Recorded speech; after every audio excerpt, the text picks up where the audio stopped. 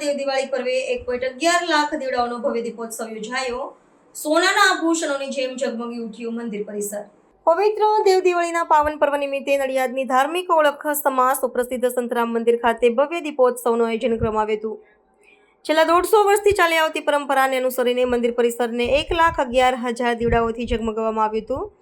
દીવડાઓની દિવ્ય રોશનીથી સમગ્ર પરિસર સોનાના આભૂષણોની જેમ પ્રકાશિત થઈ ઉઠ્યું હતું, જેના અલૌકિક દર્શન કરવા માટે ભાવિક ભક્તોનું ઘોડાપૂર ઉમટ્યું હતું. મંદિરના મહંત શ્રી નિર્ગુણદાસજી મહારાજે આ પ્રસંગે જણાવ્યું હતું કે સંતરામ મહારાજની દિવ્ય જ્યોતમાંથી પ્રગટાવવામાં આવેલા આ દીવડાઓમાં ભક્તોની હૃદયમાં રહેલી અખૂટ શ્રદ્ધા અને ઉત્સાહ સ્પષ્ટપણે દૃશ્યમાન થયા હતા. આ પ્રથા છેલ્લા 150 થી 175 વર્ષથી અવિરતપણે ચાલી આવી છે. દીવડાઓના ઝગમગાટ બાદ મંદિર દ્વારા આકાશને રંગબેરંગી રોશનીથી ભરી દેનારી ભવ્ય આતિશબાજીનું પણ આયોજન કરાયું હતું, જેનાથી દેવ દિવાળીની ઉજવણીમાં અનેરો ઉમંગ ઉમેરાયો હતો.